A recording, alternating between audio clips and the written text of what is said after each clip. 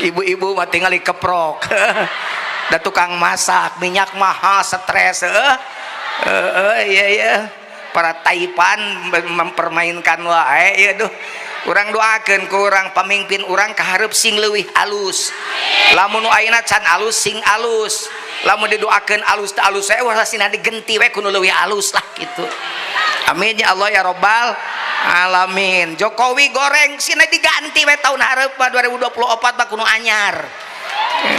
Sugan kayak ku Jujun diganti. Insyaallah leuwih goreng.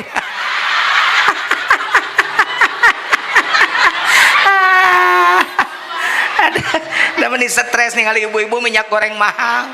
Aduh, ampun katingali. Encan minyak goreng mahal bari stres ka pawasalakina nu sok jadi bahan stres teh ka salakina nyigeungan nyarekan.